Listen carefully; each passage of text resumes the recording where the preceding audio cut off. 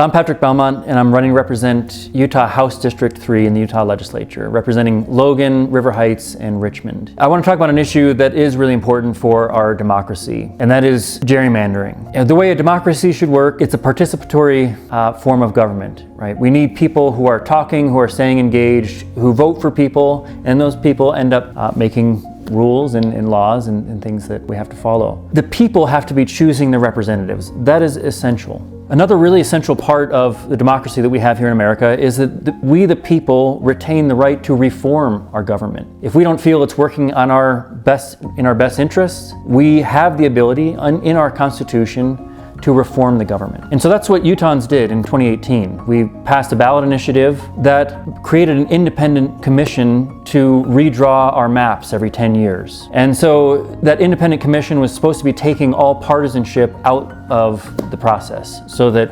voters could be choosing their representatives rather than a bunch of elected officials sitting around maps, drawing maps in ways that they're basically choosing their voters and ensuring safe seats for people in their own party. That was an important initiative that passed. It was called Proposition 4. The Utah legislature hated it, and immediately they started drawing their own maps.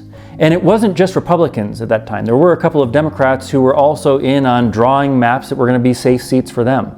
And those Democrats were voted out of office in the next election, in fact. So after the voters passed that initiative in 2018, the Utah legislature initially just tried to weaken it in March of 2020 and passed a law that was essentially circumventing a lot of the things that Prop 4 was standing for. Then in November of 2021, they drew their own maps and heavily gerrymandered the state. So in the federal districts, that means they cut Salt Lake City up into 4 to ensure all 4 seats in Congress were very safe seats for Republicans. And there was essentially no competition. Here in Cache Valley, they carved out pieces of Logan, they cut River Heights in half, and then they went 13 miles up the range front and looped in Richmond.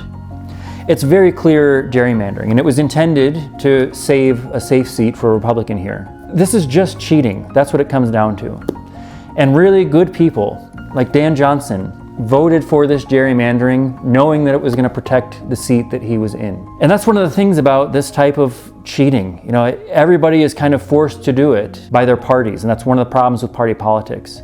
I stand entirely opposed to gerrymandering and will oppose it no matter who's doing it. That's why I'm running as an independent. But it didn't end there. Better Boundaries, League of Women Voters, and Mormon Women for Ethical Government all brought a lawsuit against the legislature for the gerrymandered maps. And in July of 2024, they were successful. And the Utah Supreme Court upheld this notion that Utahns have a right to reform their government. And the maps that the legislature had drawn gerrymandered were illegal, unconstitutional. And then Republican leadership freaked out in response to that. And they have been doing so many underhanded things to grab onto their power again. Since that ruling in July of 2024, they tried to replace the map with another gerrymandered map. It was rejected by the Supreme Court. They have changed the way that our Chief Justice is selected. Rather than being selected by the other members of the court, the governor is now going to handpick the Chief Justice. Republicans tried a statewide ballot initiative themselves to get Prop 4 overturned. And this was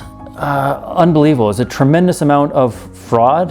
They were trying to get people's signatures using fraudulent means. There was $4 million of dark money that came into the state trying to get enough signatures to get it on the ballot to repeal Prop 4, and even that failed, even with all of that money behind it. Then the legislature changed the filing deadlines for candidates so they could have a bit more time to try to figure out a game plan to again try to circumvent the people's will. They changed the filing deadlines. They passed a joint resolution condemning the court in their decision upholding Prop 4. One of the most egregious acts was court packing. If they couldn't get the answer they wanted out of the Utah Supreme Court, they were going to add more justices. And so they expanded our court from 5 to 7 so they could add 2 new justices and maybe get different answers. This is some of the most egregious undermining of our democracy that we have seen. It's deeply concerning to me. Utah isn't the only state going through this right now. We are seeing gerrymandering happening in all of these states, and it's not okay anywhere. I